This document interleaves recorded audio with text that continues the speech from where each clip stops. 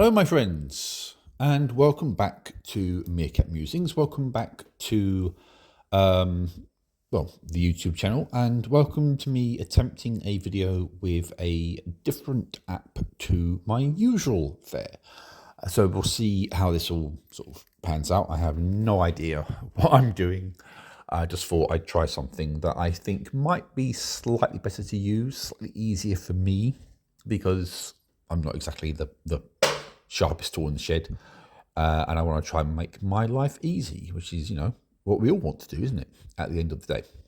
So the topic for this video is in relation to retail. It's in relation to customers and customer expectations and the very outdated notion that the customer is always right. Now, for me, the concept that the customer is always right is something which has long been false. I've got a lot of experience working in retail sales. Prior to that, I worked in administration in certain fields that were public facing. And across all of that experience, I will, hand on heart, stand my ground and say, no, the customer is not always right. It's a falsehood. The customer is always right in matters of taste. That's actually the full quote. The customer is always right is an abbreviated form that I don't quite know where the idea came from. I think possibly it came from the idea that businesses were scared of criticism.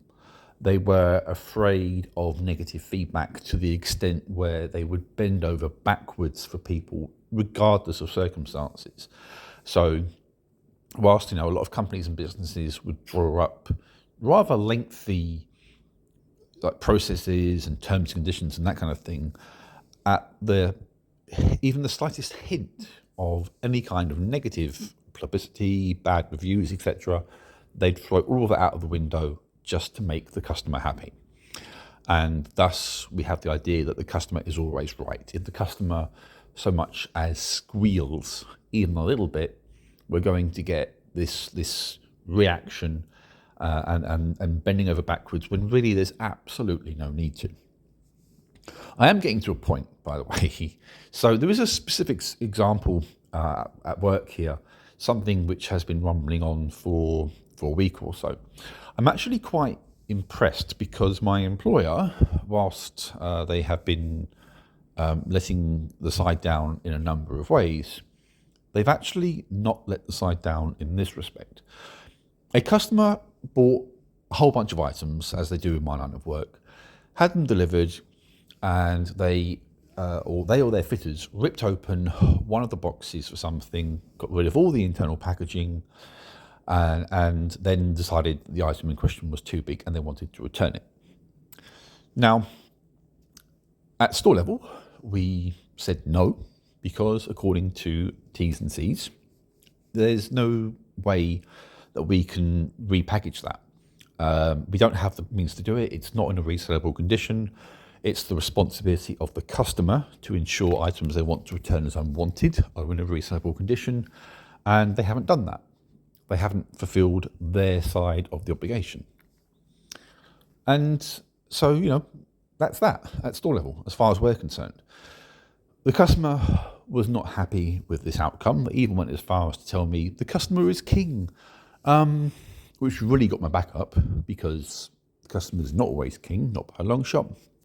And they then proceeded to send an email into the store at my request to put forward their kind of reasoning, so to speak, as to why we should take this back. Basically, like, they were appealing the decision, so to speak, for lack of a better word. And I passed along to customer services as promised. And customer services came back and agreed with the original assessment made at store level, which doesn't always happen. But on this occasion it happened, and I'm very glad that it did, because of the conceited attitude of these customers. One of the things that they attempted to do was to suggest that they were never at any stage made aware as to the size of this product. At some point down the line, as my colleague who was handling them and this customer were doing quotes, they changed the one of the products, and I presume they had a conversation about size, but the customer is sort of saying that they were never told about the size of this product. Okay, maybe, I mean, I don't know. Maybe they weren't told face to face. I don't know. But the thing is, on every quote and on subsequent invoices after it became an order, and also, and this is where the customer has been quite dishonest here, it's also present on 3D renders as well, and the customer says it wasn't, but it was. At every stage, the size of this item has been present, so to speak. It's something that is on all the information the customer has received. So that's always been in their hands. Now, the customer's husband called me, and if the wife was presumptuous in her manner, assuming that we would definitely agree to an exchange, the husband was very conceited and very arrogant, in my view, in his manner. And he basically tried to suggest that we were trying to absolve ourselves of responsibility for this issue at store level. Well, the reality is, it's the customers in these circumstances who are trying to absolve themselves of all their responsibilities. It's marked up in the T's and C's as to how items should be returned. And he was very dismissive of that. T's and C's, no one looks at us. Well, maybe no one does, but maybe everyone should. It's there in black and white as to how these things are to be handled. The customers had copies of the T's and C's emailed to them. It's their responsibility to read them. Should they have been explained in store? Yes. Were they explained in store? I don't know. Although, generally speaking, we're very good at that at store level. But even so, they've been sent to the customer. And some of this boils down to basic common sense as well. You check the quote before placing the order. After placing the order and prior to delivery, you check it again. It's down to you as the customer to check these things, because you have some responsibility for this as well. And even after delivery, it's pretty clear this item is too big based upon its packaging. It's not a subtle difference. So, you check these things, and you check it properly. And if you want to bring something back, you make sure the packaging is in one piece. You don't throw away all the internal packaging. So the item is then running around in its box, potentially getting damaged or broken. And no, we don't have the means to repackage these things in our warehouse. It's a storage warehouse, not a manufacturing and packing facility. So for this guy to surround and say we weren't taking responsibility, that annoyed me still further. As far as I'm concerned, we've fulfilled all of our obligations at store level, and I'm really glad that customer services have turned around and said no.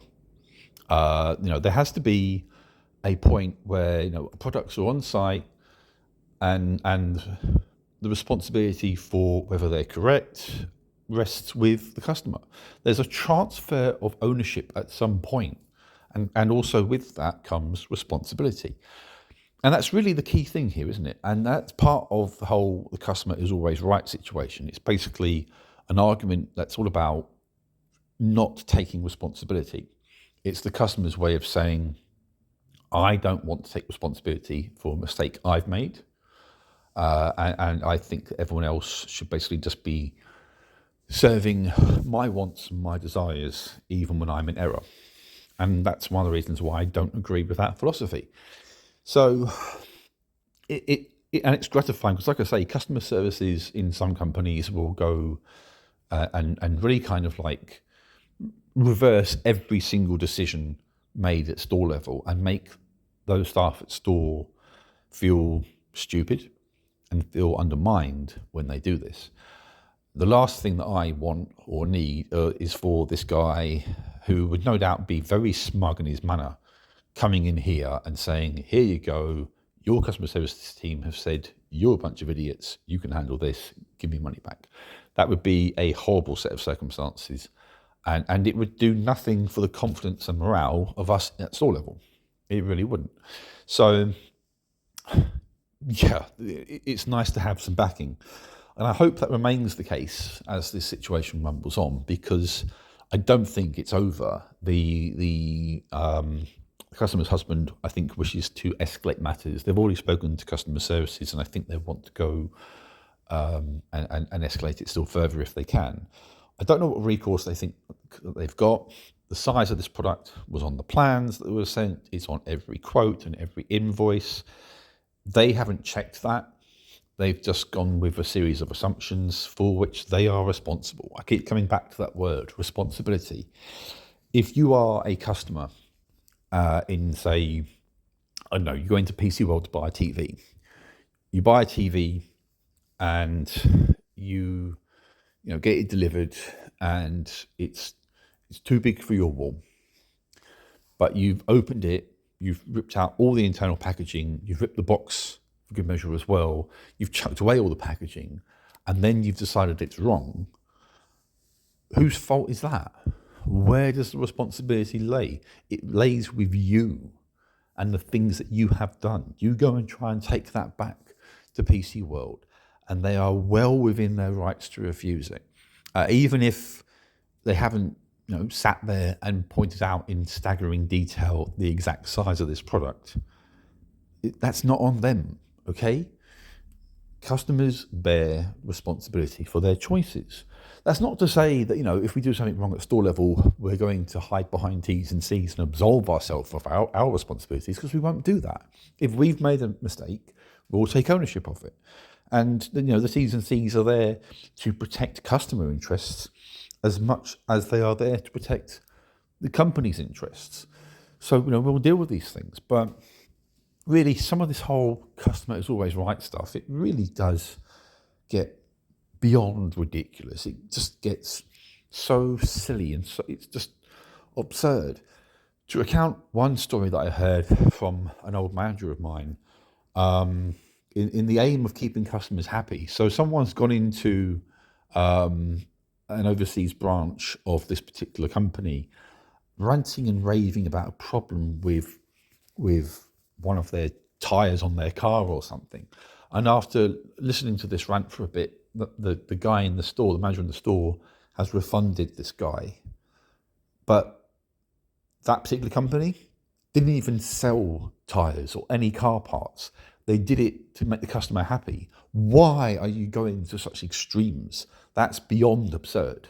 You're basically giving the customer free money over a problem that's nothing to do with your company. You might as well give them the keys to the safe.